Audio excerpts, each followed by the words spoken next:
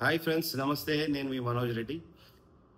ఈరోజు అందరికీ వినాయక చవితి శుభాకాంక్షలు తెలియజేస్తున్నాను. అందరూ సుఖశాంతులతోటి మంచిగా ఉండాలి. ఈ పండుగను బాగా జరుపుకోవాలి. ఈ నవరాత్రుల బాగా జరుపుకోవాలని చెప్పి కోరుకుంటున్నాం. సో యువతకంతా కూడా కొంచెం జాగ్రత్తగా ఉండాలి. ఎందుకంటే కృష్ణాష్టమి రోజే చాలా యాక్సిడెంట్స్ అయిపోయినాయి. ఈ వర్షాలు పడుతున్నాయి కాబట్టి కరెంట్ పోల్స్ దగ్గర ప్లస్ రథాలను తీసుకొచ్చే దగ్గర చాలా జాగ్రత్తగా ఉండాలి. ఎందుకంటే మనకు తెలిసిన వాళ్ళే ఇద్దరు ముగ్గురు చనిపోవడం జరిగింది. రామంతపూర్ ఇన్సిడెంట్ మనందరికీ తెలిసిందే. రథాన్ని తొయ్యడానికి ప్రయత్నం చేసినప్పుడు అది కరెంట్ తీగలకు హై టెన్షన్ వైర్కి రథం తగిలి అక్కడికక్కడికి 5గురు చనిపోయారు, 4గురికి తీవ్ర గాయాలైనాయి. దాని తర్వాత కూడా చాలా ఇన్సిడెంట్స్ అయినాయి. సో ఇవన్నీ దృష్టిలో పెట్టుకొని పండుగను మండపాల దగ్గర చాలా బాగా మంచిగా జరుపుకోవాలి. కొన్ని తగిన జాగ్రత్తలతో పండుగను జరుపుకోవాలని చెప్పి కోరుకుంటున్నాం. అదేవిధంగా ఎలక్షన్స్ రాబోతున్నాయి. Elections free and frank elections జరగాలని. ఎందుకంటే మనం చూడొచ్చు ఎలక్షన్స్ ఎలా జరుగుతున్నాయి ఏంది అన్నది రాహుల్ గాంధీ గారు మాట్లాడుతున్నారు, చాలామంది మాట్లాడుతున్నారు. ఇలాంటివి కాకుండా ఫ్రీ అండ్ ఫ్రాంక్ ఎలక్షన్స్ జరగాలి. ఎలక్షన్స్లో మీకు అందరికీ తెలుసు డబ్బు లేనిది ఎలక్షన్ లేదని. కానీ మన ప్రయత్నం ఈ వినాయక చవితి నుంచి అందరూ నిష్టగా అందరూ వినాయకుడిని మొక్కుకుంటారు, అందరూ దర్శనాలు చేసుకుంటారు. కానీ మనం ఈ ఎలక్షన్స్లో డబ్బులు లేకుండా డబ్బులు తక్కువ అయ్యేటట్టు చూసుకునేటట్టు ప్రతి ఒక్కరు ప్రయత్నం చేయాలి. ఎవరు కూడా ఓట్ను అమ్ముకోకుండా ప్రయత్నం చేయాలి. ఎందుకంటే మనం ఓట్ను అమ్ముకున్నప్పుడు మనం ఎన్నుకున్న నాయకుడు కూడా అలాంటి వారే వస్తారు. ఇద్దరు వరస్ట్ పీపుల్ ఉన్నారంటే ఆ వరస్ట్లో ఒక బెస్ట్ ఎన్నుకునే ప్రయత్నం మనం చేస్తున్నాం. అంటే కాంగ్రెస్ నుంచి ఎవరో, బీఆర్ఎస్ నుంచి ఎవరో, ఇంకో పార్టీ నుంచి ఎవరో ఓ ముగ్గురు నిల్చున్నారు అనుకోండి. దాంట్లో పార్టీలకు అతీతంగా ద బెస్ట్ పర్సన్ ఎవరు అన్నది మీరు చూడండి. చూసి మంచి వారిని ఎలక్షన్లో ఎన్నుకొని ఒక చిలుపూరు ప్రజలైనా, శ్రీపతిపల్లి గ్రామం వాళ్ళైనా, స్టేషన్ గన్పూర్ ప్రజలైనా కూడా మనను మోసం చేసిన వారెవరు, మనను తగా చేసిన వారెవరు, రాజకీయ నాయకులు పూటకొక మాట, రోజుకో పార్టీ, రోజుకో మాట పూటకో పార్టీ అన్నట్టు వారు ప్రవర్తిస్తున్నారు. వాళ్ళందరికీ తగిన గుణపాఠం చెప్పండి. ఎందుకంటే భయం అన్నది ఉండాలి. ప్రతి ఒక్క రాజకీయ నాయకుడికి భయం అన్నది ఉండాలి తప్పు చేస్తే. కానీ ఈరోజు రాజకీయ నాయకులు ఎలా ఉన్నారంటే, ఇక రాజకీయ నాయకులు అంటేనే దొంగలు, దోపిడీదారులు, లంగలు అన్న పేరు వచ్చింది. అదేవిధంగా వాళ్ళు మాట్లాడితే రాజకీయ నాయకుడు చెప్పిండంటే ఆ క్రెడిబిలిటీ కూడా లేకుండా పోతుంది. ఎందుకంటే అన్ని నిత్యం అవతాలి. ఈ రోజు ఒక మాట, రేపు ఒక మాట, ఎల్లుండి ఒక మాట చెప్పేటట్టు రాజకీయ నాయకులు తయారయ్యారు. అదేవిధంగా అధికారులైనా కూడా, పోలీస్ శాఖ వారైనా కూడా ప్రజలను మంచిగా చూసుకోవాలని చెప్పి వాళ్ళు విధులు మంచిగా సక్రమంగా నిర్వహించాలని చెప్పి ఎక్కడ కూడా అధికారానికి తలొగ్గకుండా విధులు నిర్వహించాలని చెప్పి కోరుకుంటున్నా. ఎందుకంటే వినాయక చవితి రోజు ప్రతి ఒక్కరు పిల్లలతోటి, కుటుంబ సభ్యులతోటి వినాయక మండపాలు పోతారు, వినాయకుడికి మొక్కుతుంటారు. ఈ పూజలో ఇది ఒకటి మేము మారాలి, మా గుణాలు మారాలి. అంటే ఎవరైతే లంచగొండులు ఉంటారో, ఎవరైతే అవినీతి పరులు ఉంటారో, ఇప్పటి నుంచి అయినా ఇన్ని రోజులు మీరు చాలా సంపాదించుకున్నారు. అక్రమ కేసులు పెట్టేవారైనా కూడా అవినీతికి కొమ్ము కాసేవారైనా కూడా ఆ సొమ్ముతోటి కనుక ఎవరన్నా ఇంకా కూడా ఇలాంటి ప్రయత్నాలు చేసినప్పుడు ఎవ్వరికి మంచిది కాదు. సో దయచేసి రాజకీయ నాయకులు దొంగ మాటలు, లంగ మాటలు చెప్పొద్దు. ఒకటి, అధికారులు అవినీతికి పాల్పడద్దు. ఎందుకంటే వీళ్ళందరూ మొక్కుతారు కదా దేవునికి. మొక్కినప్పుడు ఏంటంటే మంచి బుద్ధులు, సబుద్ధులు. వినాయకుడు ఏంటంటే అందరికీ మంచి బుద్ధులు ఇచ్చేవాడు వినాయకుడు అన్నట్టు. అందరు ఘనంగా, యువత కూడా చాలా ఇష్టంగా ఈ పండుగను జరుపుకుంటుంది. వాళ్ళు జాగ్రత్తగా ఉండండి.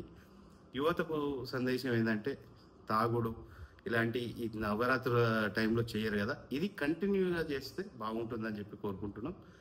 ఎలక్షన్స్లో ప్రజలకందరూ కూడా ఈసారి ఎలక్షన్స్ రాబోతున్నాయి. లోకల్ బాడీ ఎలక్షన్స్లో నేను వీనికే వేస్తా, వీనికే, ఇద్దరు దొంగలల్లా ఈ దొంగ కంటే ఈ దొంగ నయం అన్న పరిస్థితి ఉన్నది. ఎందుకంటే రాజకీయాలలోకి వచ్చే వాళ్ళంతా అలానే ఉన్నారు.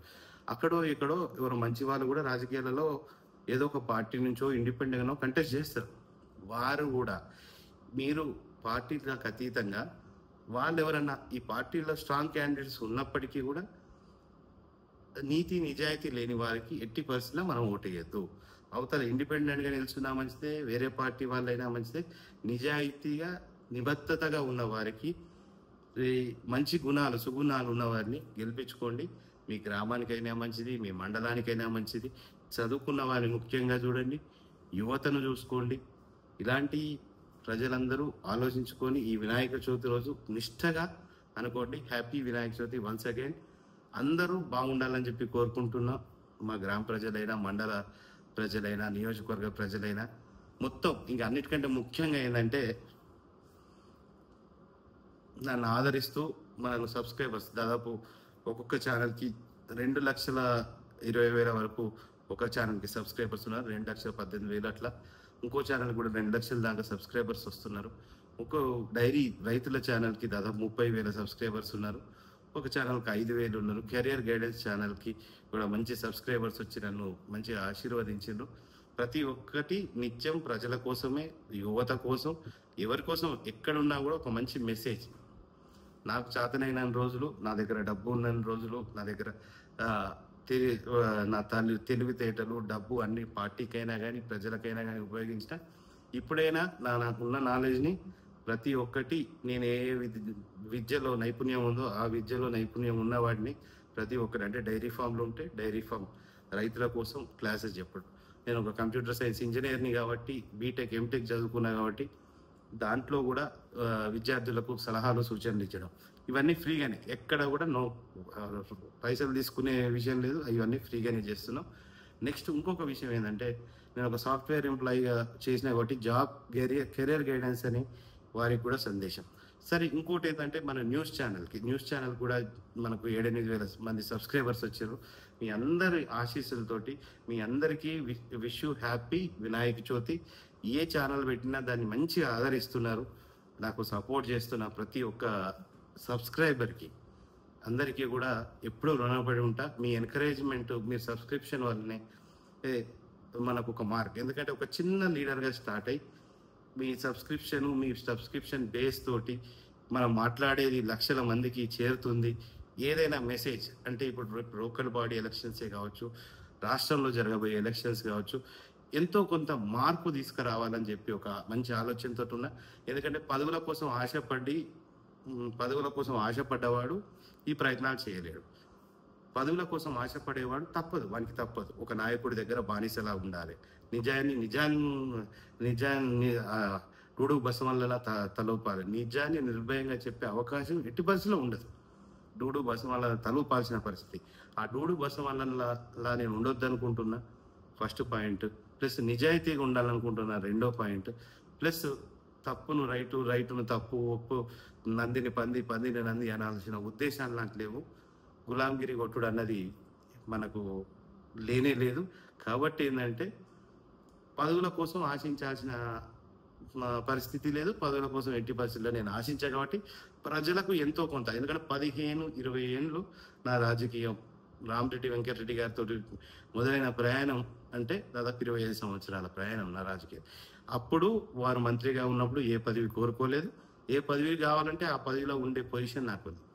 అప్పుడు కోరుకోలేదు. బీఆర్ఎస్ పార్టీ అధికారంలో ఉన్నప్పుడు కూడా నేను దీనికి కావాలి, దానికి కావాలని చెప్పి ఎప్పుడు కోరుకోలేదు. సరే, ప్రజలు వారంగా సర్పంచ్గా ఉండాలి కుటుంబం నుంచి అన్నప్పుడు మా ఆవిడను నిల్చోబెట్టాం. వారి పని సంతృప్తిగా మంచిగా గ్రామానికి మంచి చేశారని చెప్పి కోరుకుంటున్నాం. మీకు ప్రజలకు కూడా తెలుసు, ఎన్నో అవార్డులు, అంటే ఒక సర్పంచ్గా ఒక చిన్న గ్రామానికి ఒక్క అవార్డు 30 ఏళ్ల క్రితం వచ్చింది. ఈసారి ఒక 4-5 అవార్డులు, 4-5-6 అవార్డులు, 2 నేషనల్ సెమినార్స్ నరేంద్ర మోడీ గారి దగ్గరికి, సీఎం ఆదిత్యనాథ్ గారి దగ్గరికి పిలిపించుకొని అక్కడ సెమినార్స్ అటెండ్ అయినరు. మన తెలంగాణని, మన గ్రామాన్ని, మన నియోజకవర్గాన్ని అక్కడ రిప్రజెంట్ చేసిన. అంటే చిన్న పదవి ఉన్నా కూడా పెద్ద పనులు చేయొచ్చు. మంచి వారిని, చదువుకున్న వారిని ఎదుర్కొంటే రిజల్ట్ అట్లా ఉంటుంది. డెవలప్మెంట్ పరంగా ఎన్ని చేసినామంటే ఇక చెప్పుకుంటూ పోతే ప్రతి ఒక్కటి డెవలప్మెంట్ గురించి చెప్పాలంటే చాట భారతం అవుతుంది. అందరికీ తెలుసు ఇది. సో మా రాజకీయ జీవితం అన్నది ఎంతవరకు ఉండాలో అంతవరకు ఉన్నాం. పదవుల కోసం ఆశపడి ఉండాలనుకుంటే అది వేరే లెక్కలా ఉండాల్సి వస్తుంది. మాకు పదవులు సూటు కావు. ఈ రాజకీయానికి ప్రజలను మేల్కొల్పడానికి ప్రతిరోజు న్యూస్ ఛానల్ పెట్టుకొని, ఎందుకంటే ఈ రోజు ఏమైపోయిందంటే ఎవరికి వాని ఛానల్ అయిపోయింది. ఎక్కడ కూడా, అంటే ఛానల్ అంటే ఇన్ సెన్స్ నేషనల్ మీడియా అయినా కానీ, స్టేట్ మీడియా అయినా కానీ, ఎలక్ట్రానిక్ మీడియా కొన్ని కవర్ చేయలేకపోతున్నాయి. కానీ ఇప్పుడు సోషల్ మీడియా యుగంలో ప్రతి ఒక్కరి చేతిలో సెల్ ఫోన్ ఉందంటే ప్రతి ఒక్కరి చేతిలో ఒక తుపాకి ఉన్నట్టే. ఎక్కడ ఏ అన్యాయం జరిగినా మీరు రికార్డ్ చేసి మా నెంబర్కి పంపించచ్చు. కేఎంఆర్ న్యూస్లో అది మేము టెలికాస్ట్ చేస్తాం. అది అపోజిషన్ మీదైనా కూడా అయినా పర్లేదు, ప్రతిపక్షం మీద అయినా పర్లేదు, రూలింగ్ పార్టీ మీద అయినా పర్లేదు. ఒక కేసు కాకుండా 100 కేసులు అయినా పర్లేదు. కానీ మీరు యువత ఏంటంటే ఎక్కడైనా అయినప్పుడు, ఇన్సిడెంట్స్ అయినప్పుడు అది రికార్డ్ చేసి మా ఛానల్కి పంపించండి. పంపించినప్పుడు మా ఫోన్ నెంబర్కి మీరు పంపించినప్పుడు అది 100% టెలికాస్ట్ చేస్తాం. ఎక్కడైనా ఎవరికైనా అన్యాయం జరుగుతుంది ఖచ్చితంగా. ఎందుకంటే ఇక్కడ న్యాయం కావాలన్నా కూడా డబ్బే, ఏది కావాలన్నా కూడా డబ్బే. పేదవాడు, అమాయకుడు మోసపోతాడు. వానికి న్యాయం దొరికే స్కోపు, ఛాన్సు ఎక్కడ కూడా లేదు. అవినీతి పరులు రాజ్యం వెళ్తుంటారు. ఇది ఎక్కడ కూడా నీతి నిజాయితీ గల్లోడు రాజ్యం ఏలడు. ఒక మాట మీద ఉన్నోడు రాజ్యం ఏలడు. అంటే ఇలాంటి పరిస్థితులు వచ్చినాయి అన్నట్టు. గతంలో ఒక రాజకీయ నాయకుడు ఒక మాట ఇచ్చిండంటే ఆ మాట కోసం కట్టుబడి మనం ఎంతోమంది నాయకులను చూసినాం. మాట కోసం కట్టుబడి రాజీనామాలు చేసేది. అంటే పదవులకు ఎంతో ఉన్నత, ఏదైనా చిన్న ఇన్సిడెంట్ వారి శాఖలు అయిందంటే రాజీనామా చేసిన సెంట్రల్ మంత్రులను, మినిస్టర్స్ మనం చూసినాం. కానీ ఇప్పుడు అట్లాంటి పరిస్థితులు లేవు. సో ఇక మన యువత అయినా అందరూ కూడా మారాలి. మన సొసైటీ మారాలి. అంటే వాళ్ళకి తప్పంటలేను, రాజకీయ నాయకులు ఇట్లా ఉన్నారంటే తప్పంటలేను. ముందు మన ప్రజల దగ్గర నుంచి మార్పు అన్నది రావాలి. ఆటోమేటిక్గా డబ్బు తీసుకోకుండా మనం ఎలక్షన్ ఓటు అన్నది వేయాలి. ఓటు అన్నది అమ్ముకోకుంటున్నప్పుడు మనకు మంచి నాయకుడు వచ్చే అవకాశం ఉంటుంది. మనం ఒక ఓటును అమ్ముడు పోకుండా మనం కనుక ఓటును వేసినప్పుడు ఏమవుతుందంటే ఒక నాయకుడు గల్లా పట్టుకొని, కాలర్ పట్టుకొని నా పని ఏమైంది అని అడగడానికి ఆస్కారం ఉంటుంది. ఒకవేళ నువ్వు డబ్బులకు అమ్ముడుపోయి తక్కువ అది ఇచ్చేది ఎంత అంత, ఒక్కరోజు బిర్యానీకి, ఒకరోజు తాగుడికి అయ్యే ఖర్చు. దాంతోపాటు నిన్ను 5 సంవత్సరాలు వారు బందీగా పెట్టుకుంటున్నారు. ఇంకా కొంత బ్లాక్ మెయిలింగ్కి గురై ఓట్లు వేయకండి. మీ మనస్సాక్షిని నమ్ముకొని ఓటు వేయండి. నిజాయితీ పడు, ఎక్కడ ఏ పార్టీలో ఉన్నా మంచిదే, నిజాయితీ పడిని మాత్రమే గెలిపించుకోండి. ఎందుకంటే నేను ఒక పార్టీలో ఉండి ఈ మాట చెప్తున్నా అంటే నేను పదవులను ఆశించి చెప్పట్లేదు కాబట్టి నేను ఈ మాట చెప్పగలుగుతున్నా. నిజాయితీ పరుడు ఏ పార్టీలో ఉన్నా గెలిపించండి. నిజాయితీగా ఏ పార్టీ, నెక్స్ట్ పార్టీ ఏ పార్టీ అయితే ప్రజలకు మేలు జరిగిందో, ఏ పార్టీలో అయితే ప్రజలు లాభపడ్డారో, ఏ పార్టీ ప్రజల గురించి, రైతుల గురించి ఆలోచించిందో, ఏ పార్టీ మిమ్మల్ని కన్నబిడ్డల్లా చూసుకున్నారో ఆ పార్టీకి మీరు ఓటేయండి. ఆబ్వియస్గా నేను చెప్పనవసరం లేదు నా పార్టీకి ఓటేయాల్సి అని చెప్పనవసరం. నా ప్రోడక్ట్ మంచిది అయ్యేది ఉంటే నాకు ఓటు పడుతుంది ఖచ్చితంగా. మీరే ఆలోచించుకోండి, మీ మనస్సాక్షి అంతేది. కానీ ఇవాళ ఎవరికో భయపడి, లేకుంటే బ్లాక్మెయిలింగ్లకు గురి చేస్తారు, 100% గురి చేస్తారు. లేకుంటే డబ్బులకు కొనాలని చెప్పి చూస్తారు. మీరు డబ్బులు తీసుకున్నా మంచిదే, కానీ ఎవరికి ఇవ్వాలనో ఓట్లు వాళ్ళకే వేయండి. నీతి నిజాయితీ వారిని గెలిపించుకోండి. దీంతో ఇక్కడ మార్పు వస్తుంది. మనం మన ఛానల్ నుంచి ఈసారి ఈ క్యాంపెయిన్ అనేది మొదలు పెట్టుకుందాం అనుకుంటున్నాం. సరే, అది ఒక చిన్న స్థాయిలో మొదలైనా కానీ ఇవాళ చాలామంది మనం చూస్తుంటాం గ్రీన్ ఇండియా అని, మొక్కలు నాటుడు, ఇవన్నిటికంటే ముందు కరప్షన్ ఇండియా అని కరప్షన్ లేని ఇండియాని చూడాలి. కరప్షన్ లేని రాష్ట్రాన్ని చూడాలి. కరప్షన్ లేని గ్రామాలను, మండలాలను చూడాలి. అలాంటి కావాలన్నప్పుడు ఏం చేయాలంటే ఇలాంటి ఈ దందాలు చేసుకునే వాళ్ళను, బ్లాక్మెయిలింగ్ చేసే వాళ్ళను, పైరవికారులను, ఇలాంటి వాళ్ళందరినీ మనం దూరం పెట్టుకునేది ఉంటే ఆబ్వియస్గా మంచిగా మనకు ఇది సాధ్యమవుతుంది. నమస్తే ఫ్రెండ్స్, చాలా రోజుల తర్వాత, ఎందుకంటే ఈరోజు నేను ఇవాళ 15 నిమిషాలు ఈ వీడియో మాట్లాడుతున్నా. ఎందుకు మాట్లాడుతున్నా అంటే కేఎంఆర్ ఛానల్లో గత సంవత్సరం అంటే 400 రోజుల నుంచి మనం మాట్లాడట్లేదు. ఎందుకు మాట్లాడలేదు? మన ఛానల్ గత 400 రోజుల నుంచి అది ఆగిపోయి ఎలక్షన్స్ అప్పుడు మాత్రమే ఉపయోగించడం. దాని తర్వాత మన ఒరిజినల్ కేఎంఆర్ ఛానల్ బయటకు వచ్చింది. అంటే మనకు ప్రకృతి కూడా సహకరిస్తుంది అన్నట్టు. ఏ టైంలో రిలీజ్ చేయాలో ఆ టైంలో మనకు యూట్యూబ్ మంచి సహకారం చేసి మన ఛానల్ని మళ్ళీ రిలీజ్ చేసింది అన్నట్టు. మధ్యలో ఆపేసిండు, కాపీరైట్ కొన్ని క్లెయిమ్స్ పడి వేరే ఛానల్కి సంబంధించి మన ఛానల్ కూడా అయిపోయింది.